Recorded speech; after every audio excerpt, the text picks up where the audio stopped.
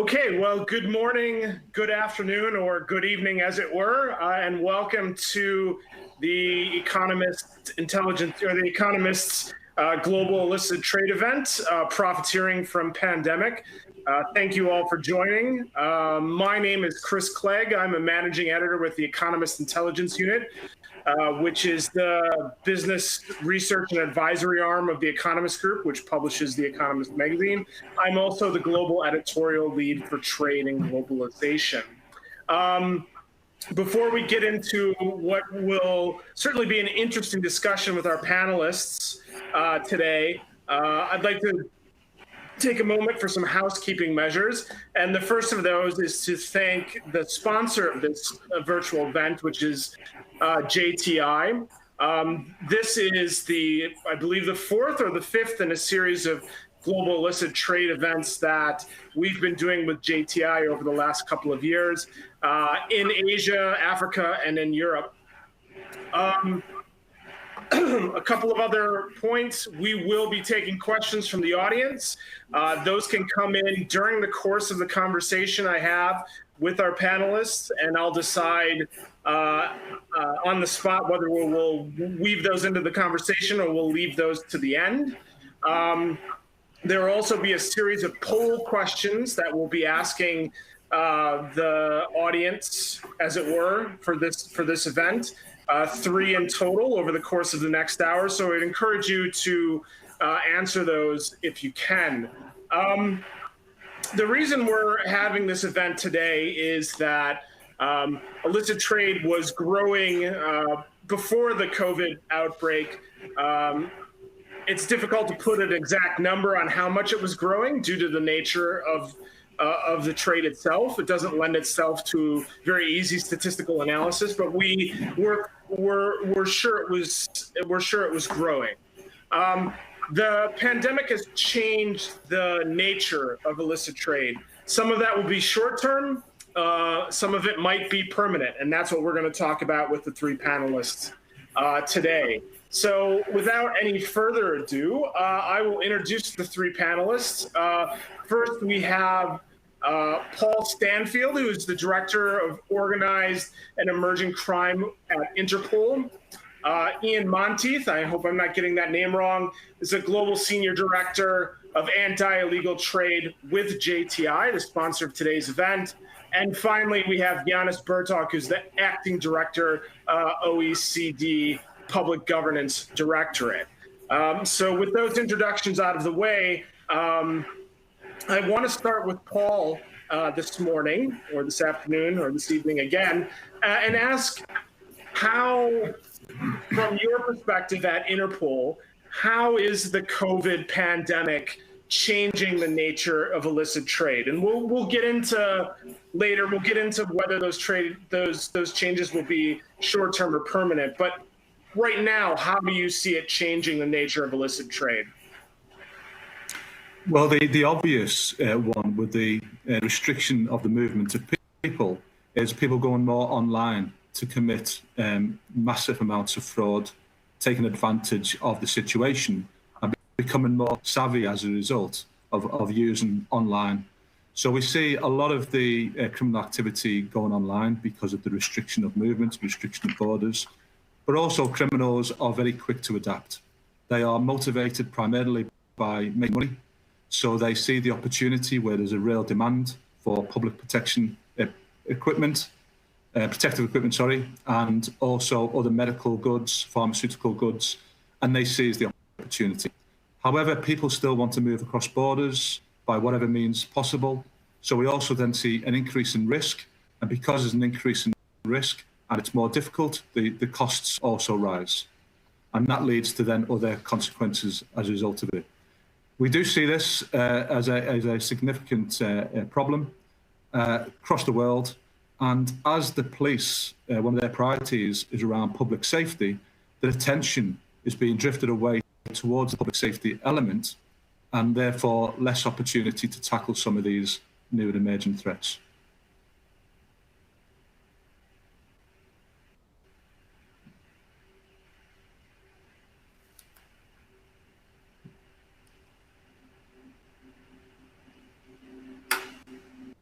So I couldn't hear.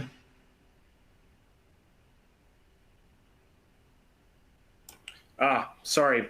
The last point that you made on law enforcement, I was wondering if you could expand on that a little bit. Yeah, so what we see across the world is that law enforcement agencies weren't prepared for this pandemic, and therefore found it difficult how to actually deal and protect themselves and the public. And as a result, a lot of them put themselves in harm's way. And as a result, some have died as a direct result of that. And their focus has gone to the public safety measures, as you would expect in a pandemic, which means a lot of the resources that are available to tackle other types of crime may have diminished. Although we do see traditional types of crime also reducing because of the restrictions across the movement of borders. And it probably won't be any surprise to the audience that people are taking advantage of going online and then using cyber-enabled capabilities to actually commit other crime. And what we have seen is a massive increase in fraud. And certainly, I come from the UK. I'm on secondment here from the UK National Crime Agency, and we see that 2/3 of all crime is fraud-related. So from a law enforcement perspective, it's what the pandemic has done is change how they manage resources and where they're being allotted, right? It's because you're saying they weren't prepared. A lot of law enforcement agencies weren't prepared. They're kind of learning on the fly how to shift around resources to where they're most needed. Of course, and INTERPOL represents 194 member countries, and therefore each country has different capabilities and capacity to deal with this type of thing. At the moment, the spike, as we see, is in Latin America, North America, and we also expect it to maybe peak into Africa. So again, we see different responses from different parts of the world, depending on where the pandemic moves.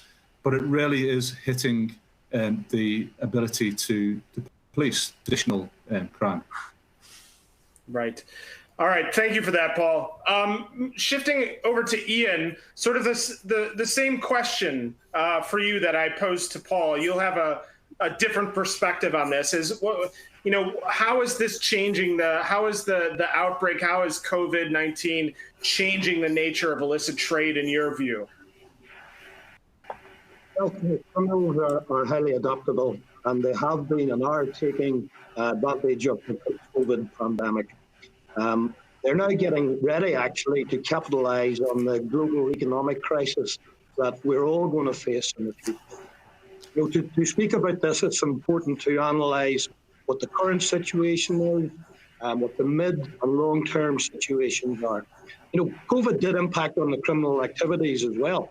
They found it very difficult to get their technicians, which are key to their manufacturing capabilities, to their factories. Their transportation routes were impacted on. They couldn't get workers to factories, raw materials. They could not get their illegal goods to their customers. But they diversify.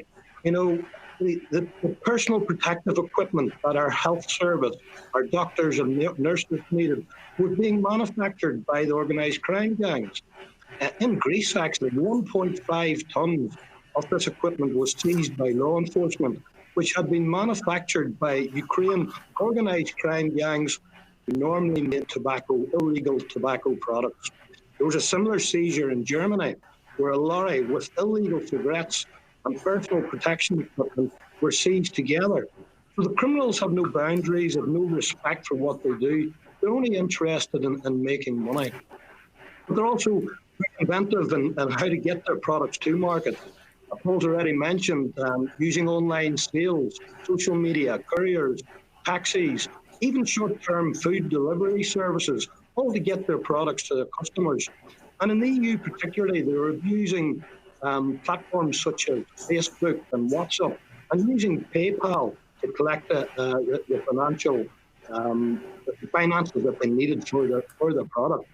Also diversified into old smuggling routes like China, Asia, Belarus, tried and tested methods which they hadn't used for a few years. Counterfeit within the EU has been a growing problem for the last year, 2 years. But during the pandemic, it increased over the last number of months. In Belgium, for example, 8 illegal factories or warehouses were raided by law enforcement. That's unheard of in Europe. But the same picture emerged in Spain and in Italy. And in Ireland, the revenue commissioners had a great success with about 5 factory raids that were targeting not only the Irish market, but also the UK market. You know, we're all facing an economic crisis. Criminals are adapting further by stockpiling and storing ever greater quantities of illegal products because they are anticipating tax rises. They believe that they can make even more money. Disposable income of the population, purchasing power, unemployment, these are all going to be critical factors for the future that we have to take into consideration. Criminals are certainly doing it because they want to capitalise on their illegal business and make more money. They'll exploit their customers. They'll exploit forced labour. They'll even intimidate retail sales outlets to sell their illegal product. They don't care how they do it, providing they can sell their product and get their money. This is about their supply and demand. Governments are aware of this, and it's important to keep in mind that sudden and extreme measures, including tax rises, do not work. Malaysia is a prime example of that.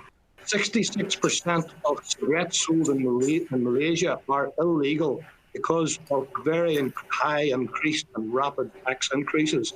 That's 6 out of 10 cigarettes that criminals are making their own profits on. Ian, I think you raise an interesting point. So before I get to János with the third opening question, you raise an interesting point because we look at this both from a supply perspective. Of course, the organized crime groups, international terrorist organizations, they're on the supply side. But you mentioned the degradation of purchasing power among the general population as a result of the COVID pandemic and what it's done to economic growth. So how do you see that affecting the demand side of the illicit trade equation? In my view, people will not have the purchasing power. They're going to have to try and save money. They're going to have to monitor what their spend is. And this potentially makes them start thinking about buying cheaper products without the potential consequences that I mentioned about forced labour, about exploitation, about criminal activity. These are not victimless crime. This money is supporting terrorism, organised criminality, people smuggling across the world. So the drive towards the illegal purchases has other consequences.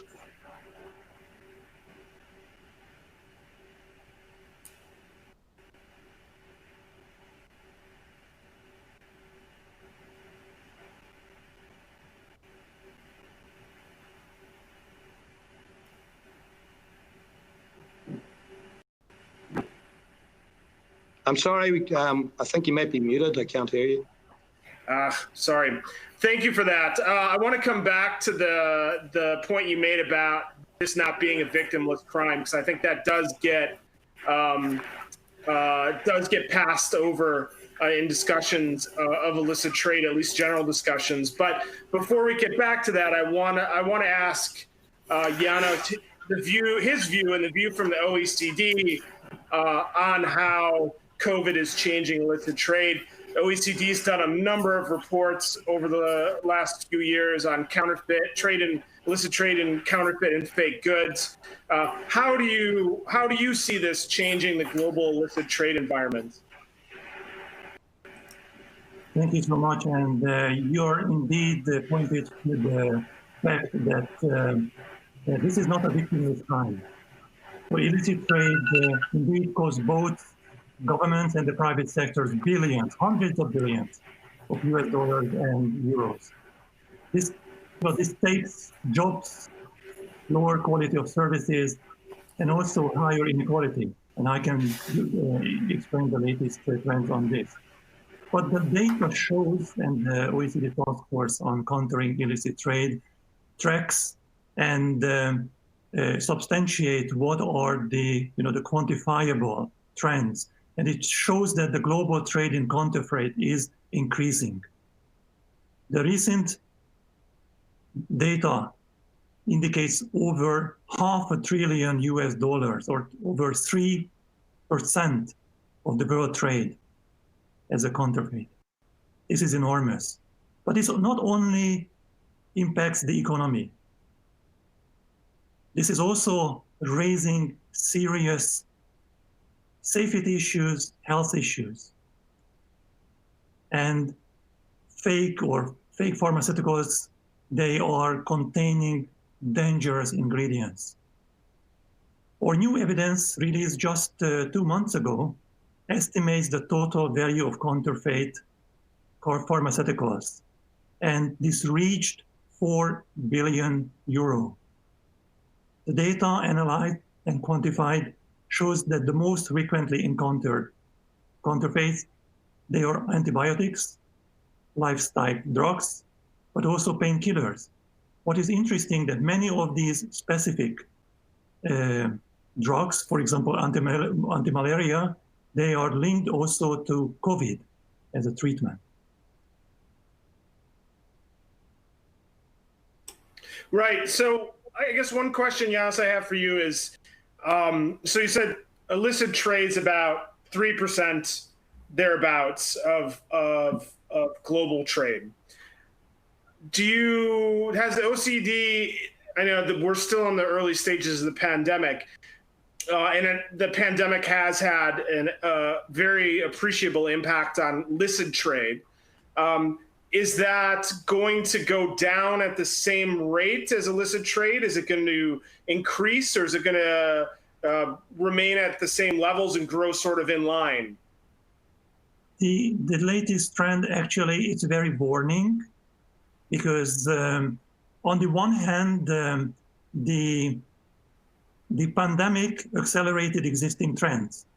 And one of them is the use of digital. This is the e-commerce. And, as Paul said, yep. And the other is this impact, which is the social impact. And the first time for almost 20 years, the world is facing increasing inequality and even poverty. So this brings a huge social pressure. And we are talking about not only pharmaceuticals, but all type of consumer goods, whether these are batteries or car spare parts or mobile phones, but of course, or cosmetics, but also pharmaceutical. So if we see that there is extra demand, in the past, we experienced that this extra demand accelerates and creates the supply. So we are monitoring this, the Task Force on Countering Illicit Trade, and we consider as a very serious threat. Right. Okay, well, János, both you, I'm going to go back to Paul here briefly. Both you and Ian mentioned, and Paul mentioned, e-commerce and trade over the internet. So I'm curious, from a law enforcement perspective, we've all seen, or we've all had to rely on e-commerce much more than we have had to do in the past. What is the law enforcement response to this increase in illicit trade through e-commerce platforms and other internet platforms? So this is something that's been discussed for some time, but it's become more acute with the pandemic, about the need for police agencies around the world to adapt because of the consequences of globalization, the new technologies, people going online. So the traditional training methods for police agencies around the world have changed. We need to adapt to those changes, and this is critical. There's a real need for more people to be trained on investigations online, in e-commerce, in things like cryptocurrency. Because what we do see is the criminals have struggled to get cash across borders and are looking for alternative means to move money. Because as I said earlier, it's all about the money. But I think another point to raise that's sometimes not so obvious is the level that organised crime groups and the position that they're taking. When governments around the world are struggling to provide basic services, they are stepping into that gap, and they're providing that friendly face where they're given basic essentials, and they're also offering loans. And they're also then looking to bring in the illicit finances and invest it in legitimate companies and provide. And so the real concern is that they're able to infiltrate using illegal money into the legal framework and apply for money that's offered by the EU and others in relation to the recovery that's going to have to take place following the pandemic. And once they infiltrate and take a hold, it's very, very difficult to change it. And what we do know about the organised crime groups, initially they may look to be very supportive, but they enforce and maintain their positions through extreme violence, through intimidation. And their actions then lead to the wider governance issues around the rule of law, add to insecurity, instability, and make things far worse in the long term. So I think it would really need to look at not the obvious that you see every day about the struggle to move drugs and other commodity across the borders. It's actually how the organised crime groups, the very clever, very high-level, technical savvy organised crime groups are using this opportunity to move their money into the legitimate economy and then undermining the structures that exist. And I think that's what we need to be thinking about. So this is getting a little bit ahead of ourselves here, but I want to follow up with that. I mean, is this one of the lasting impacts that we're looking at? Is the criminal organizations stepping in to fill a gap where legitimate organizations are non-existent or not existent enough?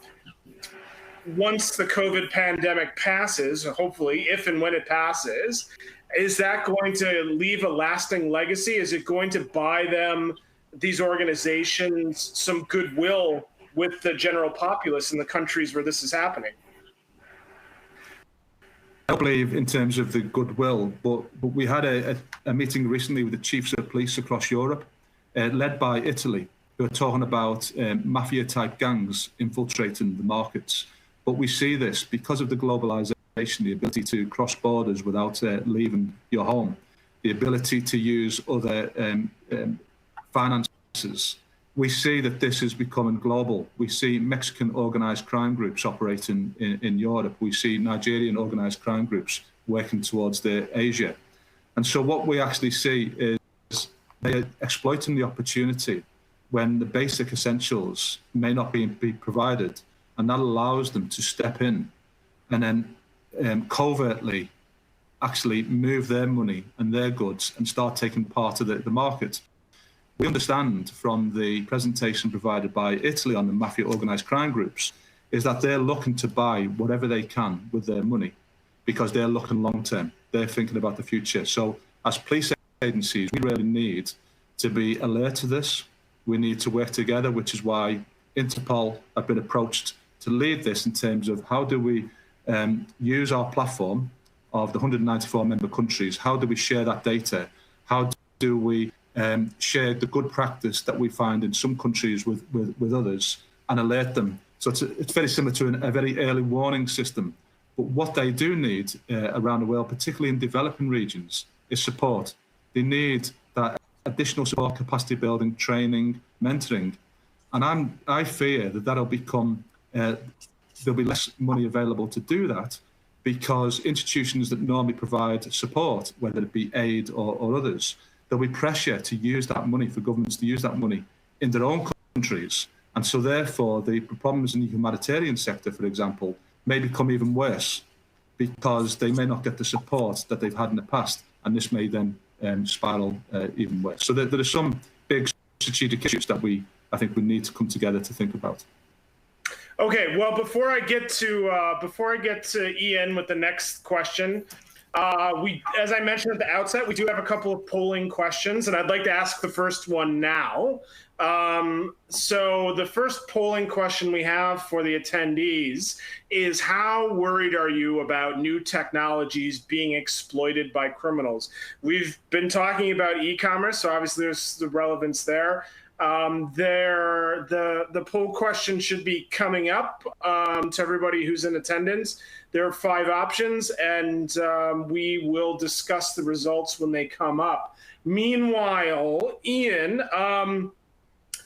I think Paul, he raises an interesting point. You come from the private sector, you work in the private sector, or you come from law enforcement. And there is a real serious question about funding for combating illicit trade and criminal activity right now. So in your view, what sort of role can the private sector, which you work in now, what sort of role can the private sector play in filling that gap, or helping the public sector to fill that gap? I think in the first instance, it's important to recognize that the legal trade is driven by criminals whose only concern is to get and make money. Customers understandably are going to be driven towards that environment. They potentially have no choice because of lower incomes. And an increasing number of them are going to be exposed to that.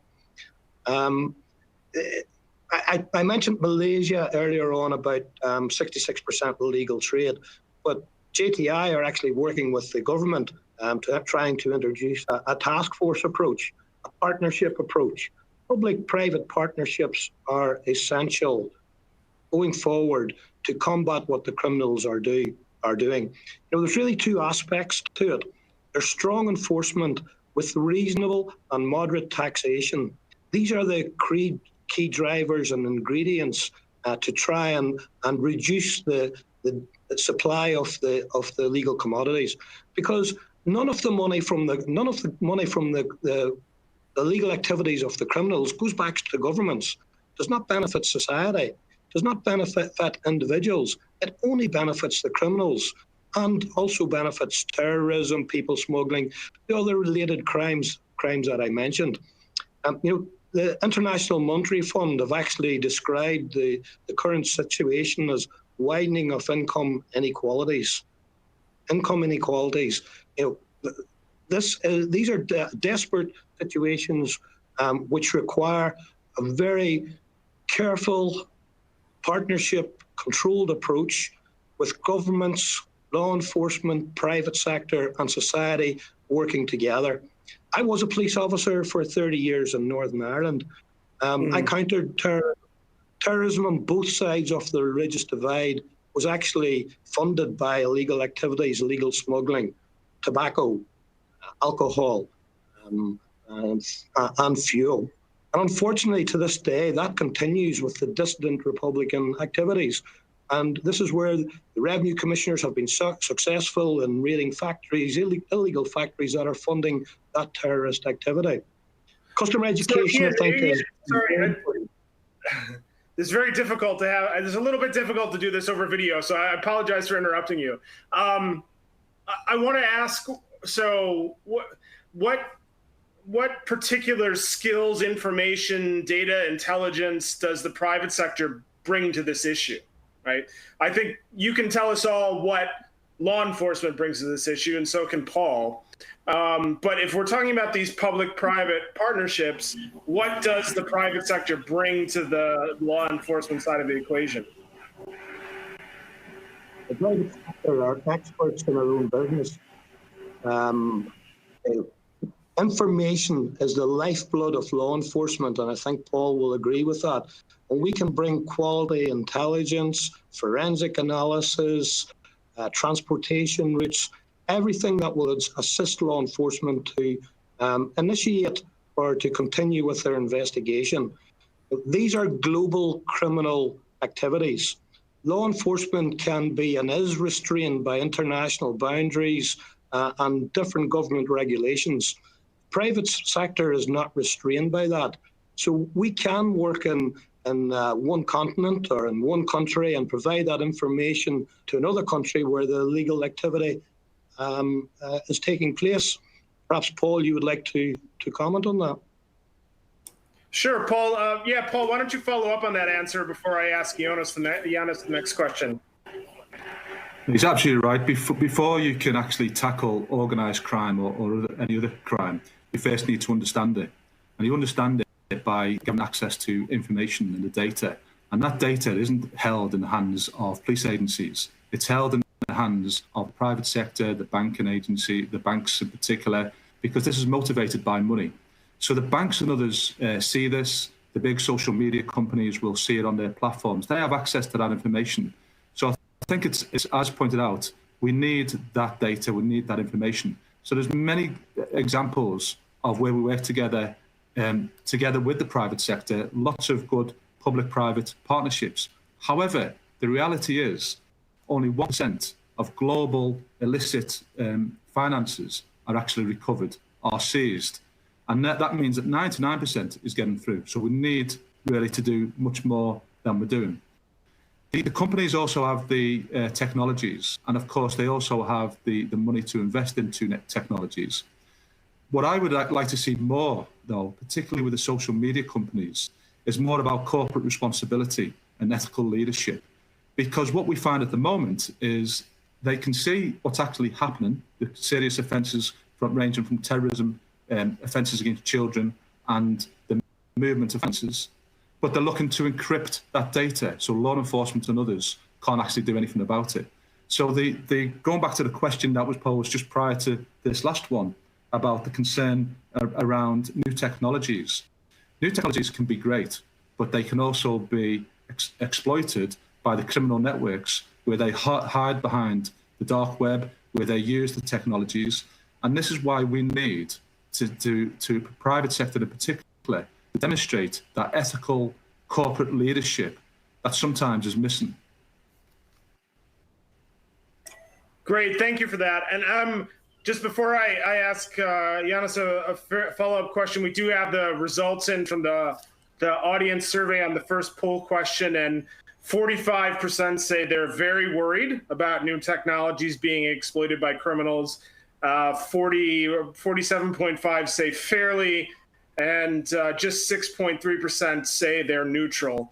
So obviously there are some concerns there about technologies enabling criminality. János, I wanted to ask you, I mean, I'm familiar with a lot of the OECD's work, not just on illicit trade, but on infrastructure and a variety of issues. And I think as an organization, you do push public-private partnerships as one of many possible solutions to a variety of issues. So I wonder if you have anything to add on what Paul and Ian have said on this idea of the public and private sphere combining or cooperating to combat illicit trade. I mean, you're absolutely right, and this is a complex challenge, and not only for governments, but this is also the private sector. And the OECD, in that sense, brings together and provides a platform for this dialogue, bringing together the policymakers, the decision makers, also the lawmakers on the one hand, but the stakeholders, particularly the business, but also the consumers. These are similarly important in our data gathering and also the dialogue. So in that sense, I like to really highlight that based on this dialogue, we notice that the criminal networks, the organized crime, reacted very quickly. They changed their practices. They adopted. So the online environment has become really very intensively misused. And yeah, sorry, I don't want to interrupt you. Would you say they reacted more quickly than policymakers and law enforcement in a lot of instances? In many cases, yes. If we just give some examples, and one is creating in the past 2 months, it's only two and a half months, there are more than 100,000 new websites. They were created related to COVID, providing, this is the distribution, this is anonymous distribution, in order to provide all COVID-19 related protective goods or pharmaceuticals and This is extremely dangerous because there's very limited control of the quality. On the other hand, and Paul mentioned the dark net, this is playing an internal and very rapid spread of falsified medicines. We noticed that COVID-19 is actually one of the most frequently used darknet keywords. It shows again, there's a supply, but there's also a demand in the darknet.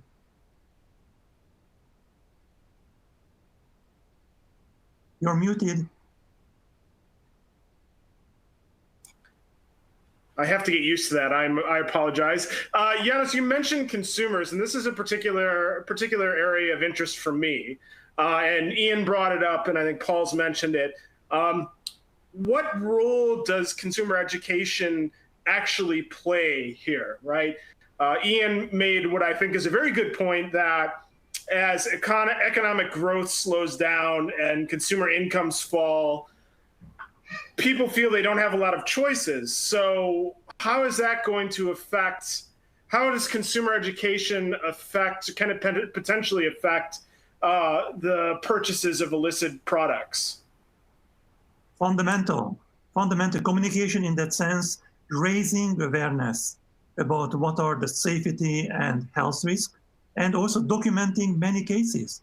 So we are not only talking about the economic impact, but also these are the lives of people, thousands of lives of people using fake pharmaceuticals. And just to give and broaden and bring the supply chain and the private sector, because we also noticed the significant impact of the disruption in the legitimate supply chains.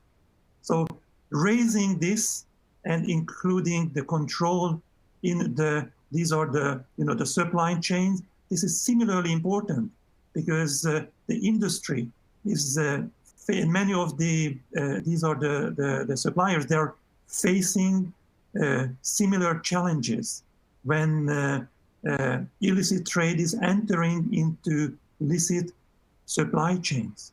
This is a significant new aspect of the recent months. Okay, thank you for that. We have a couple of questions from the audience. I apologize; they've been coming through. One question is for Paul, and on a subject that we need to address and we haven't addressed yet, which is money laundering and anti-money laundering. So, Paul, I wonder if you could talk about that at all. Well, any of the panelists, but this was directed specifically towards Paul, is how has the pandemic changed money laundering practices and law enforcement's response to it? Thank you. So I've mentioned several times already that it's all about the money. So I think the law enforcement response over recent years is a recognition that actually to tackle organised crime groups, we have to follow the money. And by follow the money, we map the organised crime groups, we identify the vulnerabilities, and we actually not only take the incentive out of committing the crime by removing the goods, the money, but we also then, by targeting the money, allows us then to stop their activities, because without it, they can't be successful. So I think what we really are promoting, and as the director of the Global Crime Programme across 194 countries, we are really promoting around the collection of data, the better analysis of that data. We provide training and support, but actually we're focusing really on the criminal finances, because we want to move from 1% to 100% in terms of illicit assets that are being seized. But what we do see, and we mentioned before, you asked, why is it the policymakers and law enforcement officials are slower than criminals?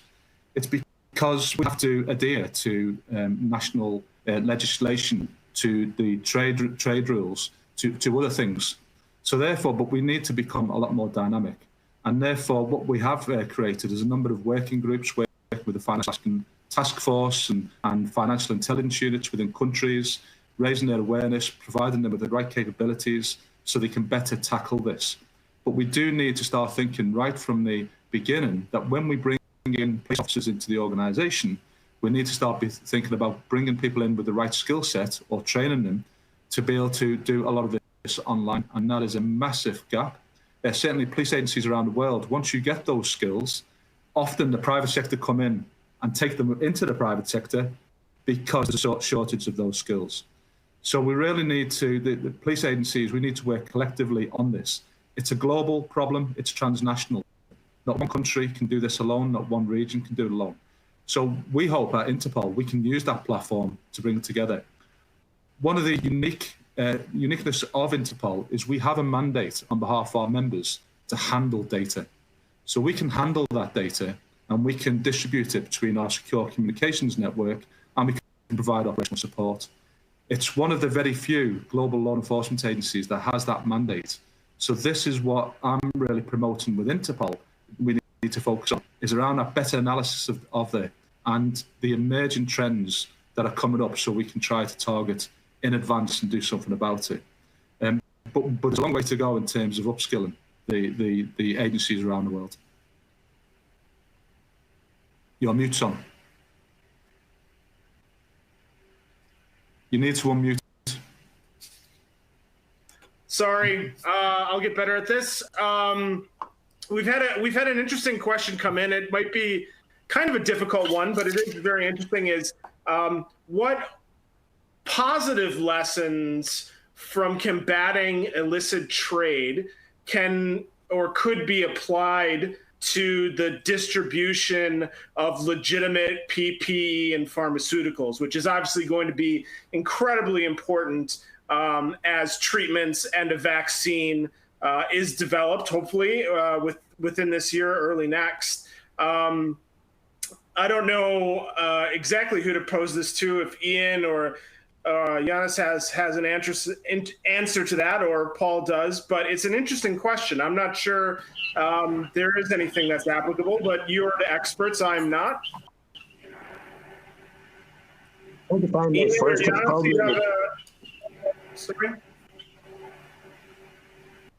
I think if I may just, on the path of the private sector, come in first, but I think it's really a question for János and the OECD to better reinforce. But the private sector, obviously experts in supply controls and movement of goods around the world, and any information we have that could support such an initiative or support that business, the private sector would be very, very willing to help how personal protection equipment or anything related to COVID can better get to the public and ensure that the best medical measures are available for the health services, for the doctors, for the nurses, but also for individual people.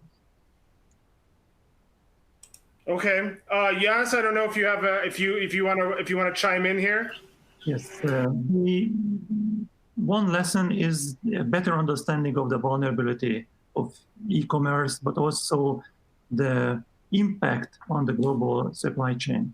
So in that sense, a closer collaboration between the public and the private sector, sharing data, but also standardization, and also facilitating the flows, keeping the flows open, like whether this is green channels to enter into countries, or also licensing and authorization of experts, so keeping the world economy and world trade open.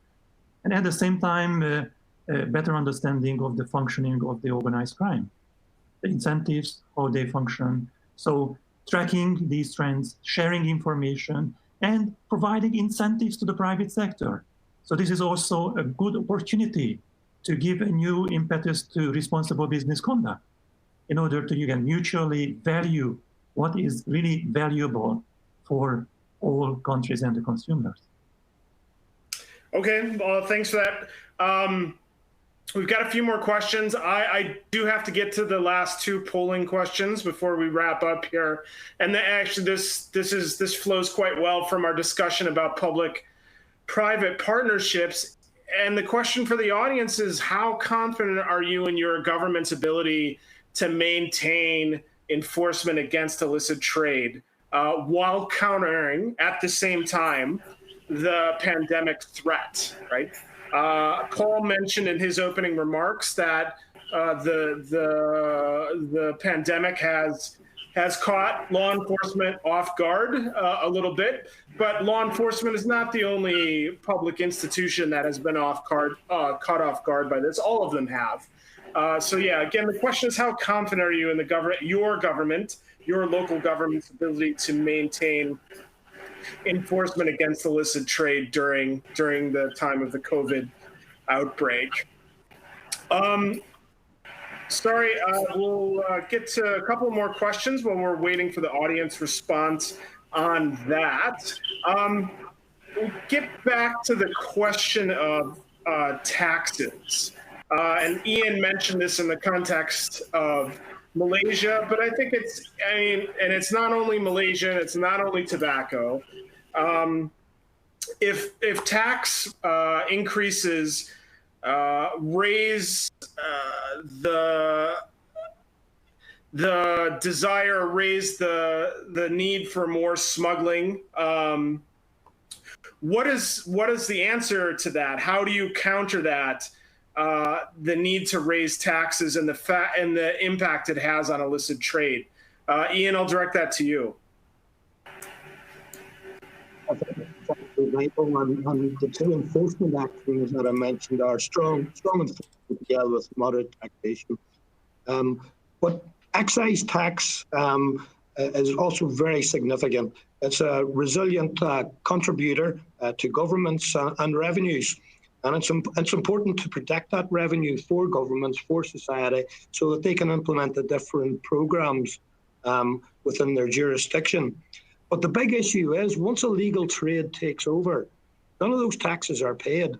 And it is extremely difficult for governments and law enforcement to combat that illegal trade. Once it gets a foothold in society, it's there. And it can be very, very difficult for anybody to remove it. Because again, it's back to being looked upon as a victimless crime. And it's not a victimless crime. It is actually hurting society where it's at. This is about education, I would suggest. It's understanding that people's actions have consequences. There has to be that partnership approach. It's about cooperation, coordination, collaboration, the partnerships that we have talked about. And there has to be national and international measures introduced, because criminals will exploit anything they can do. And again, I reinforce that any of the commodities that they sell, none of the profit from that goes back into society.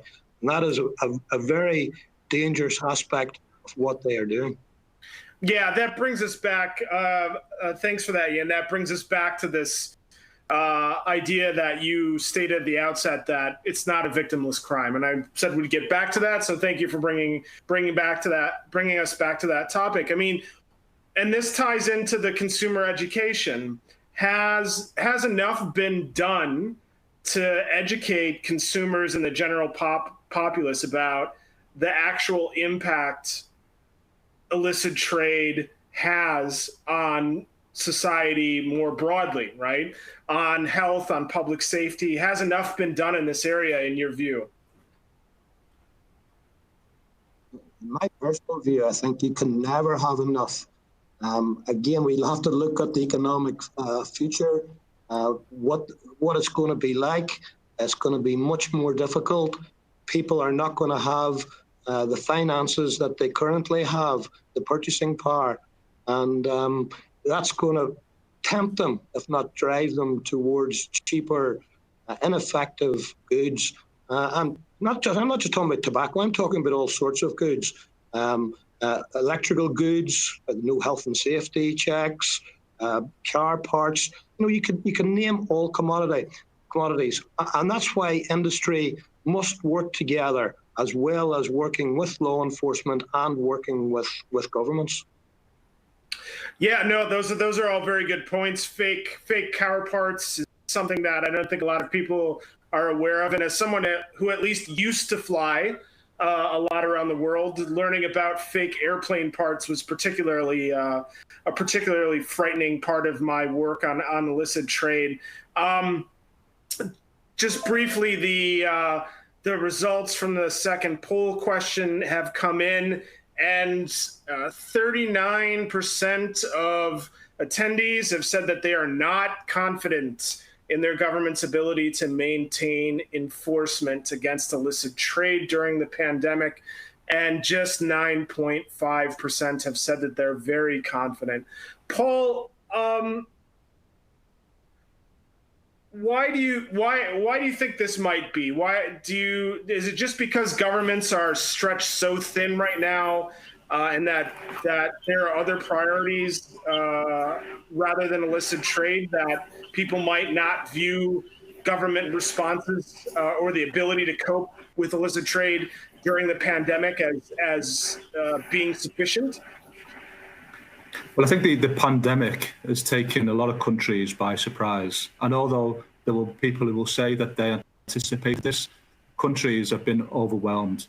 And therefore, that knocks the confidence of the public in relation to the ability of the country to deal with it.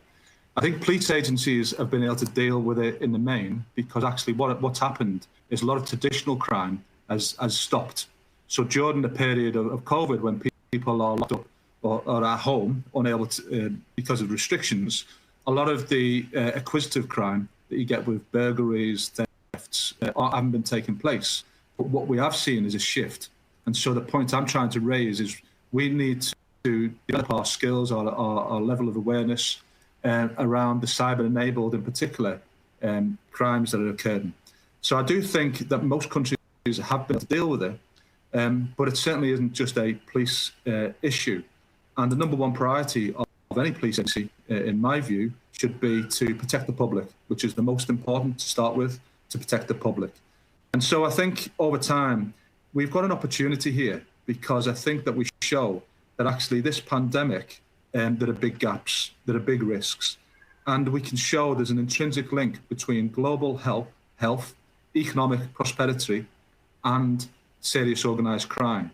So for me, it's the reason I like to come onto these type of discussion panels is to raise that awareness, but get it into the discussions of politicians, into the G20, to demonstrate the link between serious organised crime, economic prosperity of a country or a region, and how that can lead criminality could eventually lead to instability, insecurity, and we've seen around the world where it's become failed states because of the lack of government infrastructure and support. So that's one extreme. So I think there's an opportunity to show it's linked.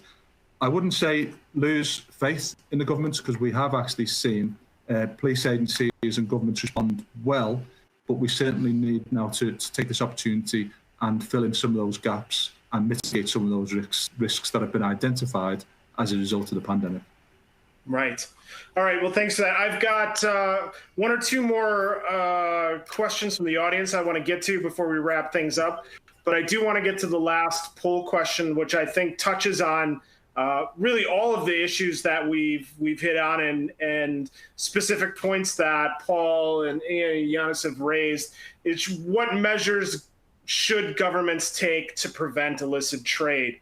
So higher fines for criminals, lower taxes, stronger border controls. We'll wait to see your answers to wrap up this session. But while we're waiting for those answers to come in, there was a question on another issue that we haven't addressed yet, which is free trade zones.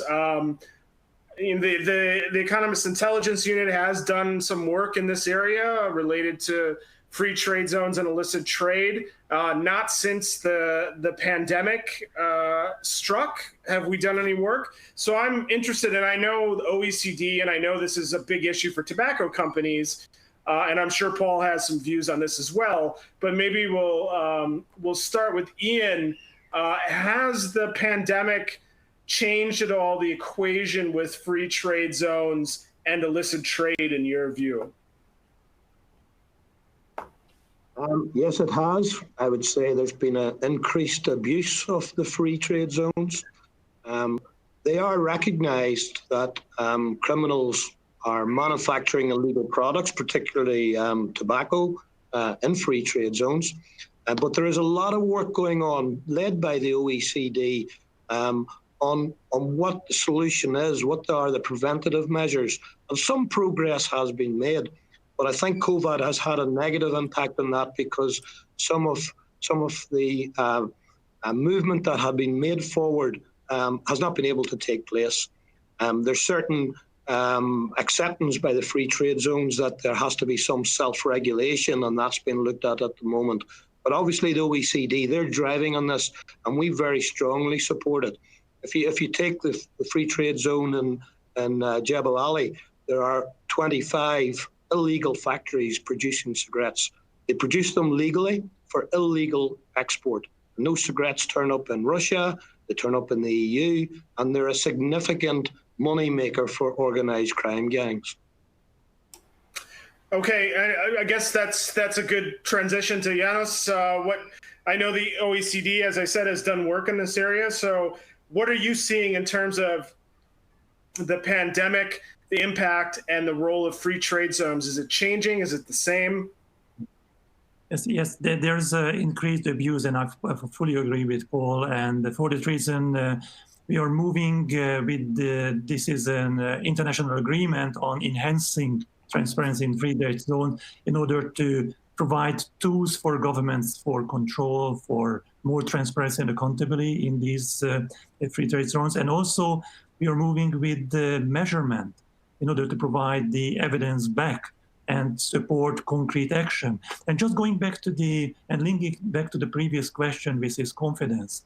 And I fully agree that yes, it's not, this is alarming on the one hand, 39% as a non-confident, this is alarming, but this is not surprising, because as a general trend in the past decade, the OECD observed declining trend of trust in government in general and trust in specific or confidence in specific actions. But I fully agree that it's an opportunity to provide measured evidence-based responses in order to build back and really the different tools, and the OECD in that sense providing various tools could support these measures to build back trust. Okay, thank you for that. Well, we've got the results in from the third and final poll question, and the answer was, the most popular answer at almost 61% was educate consumers, that governments could take to prevent illicit trade. And the second highest result was higher fines for criminals. We've only got a couple of minutes left here, and I want to circle back to the initial question I posed to the three of you, which was that there are going to be short-term and sort of medium-term changes to illicit trade as a result of the pandemic, but there are also going to be changes that are more permanent, things that are not going to go away. So I'd like to end up there with giving each of you sort of a minute or so to speculate on what, maybe not speculate, but to discuss what you see as being the permanent changes affected by the COVID pandemic. So we'll start with Paul, and then go to Ian, and then end up with János. So Paul, what do you think are going to be the permanent changes as a result? The recognition that global health is intrinsically linked to the economic well-being of a country and a region, and therefore linked to serious organised crime. And when we develop policy and legislation, we need to think as a whole rather than just individually. Okay, very succinct. Thank you. Ian, what are your views on this? What are going to be the permanent changes to illicit trade, the illicit trade environment as a result of COVID? Actually, I'm very positive that we are in a unique opportunity here for governments, the private sector, and people to work together to combat illegal trade. People actually changed their behaviours during COVID-19. They washed their hands, they isolated, were self-distancing. We can change attitudes. And, the solution is to tackle the demand. Get rid of the demand by addressing the cause. That's through moderate taxation, strong law enforcement, and consumer education, public-private partnerships going forward. Well, that's an interesting point. I'm gonna ask you to expand on that a little bit. I was just going to give you guys each a minute or so, but we talked about the private sector, the positive lessons that we can draw from illicit trade that can apply to sort of the production and distribution of PPE and pharmaceuticals to get us through this. But I think the point you just made is also a legitimate one, is that society, a lot of countries, not all of them, not my home country in a lot of places, but they've learned to adapt, right? And to take the measures necessary, washing hands, wearing masks. And do you think those sorts of educational aspects to COVID are applicable to combating illicit trade? I totally agree, and I think the other two speakers would agree. The simple solution to me is everybody working together will be doing the right thing, and that's the message we should be taking forward. Great. All right, thank you. And then, János, we're going to give you the last word here. Yes, thank you. And I'd like to join and emphasize that the pandemic underlined our vulnerabilities. Vulnerabilities, whether this is linked to e-commerce, whether this is linked to strengthened organized crime, so the impact on the level playing field, how they participate in legitimate supply chain, but also this is a chance. This is a chance for changing, adopting, and accelerating this in the public and the private sector. So the collaboration, the public-private partnership, is a chance for us to really move together in this response globally. Right. Well, János, I think you just gave us a better title for this session than the one we originally came up with. The COVID pandemic, what at least as relates to illicit trade, is a chance for change. And I think Paul and Ian and yourself have both sort of laid out that case, that there are definitely issues that we face when it comes to illicit trade as a result of the pandemic. But there are definitely opportunities and a chance for change in terms of collaboration and educating the general public. We've gone a little bit over time, so I want to thank the three panelists for a fascinating conversation and for taking time out of their days to join us. I want to thank everyone for attending this session today, and I want to thank again the sponsor of this virtual event, JTI. Again, my name is Chris Clegg. I'm a managing editor with the EIU, and I hope you found this session informative, and I think we can wrap it up there. So thanks again, Paul, Ian, and János. Thanks, everyone.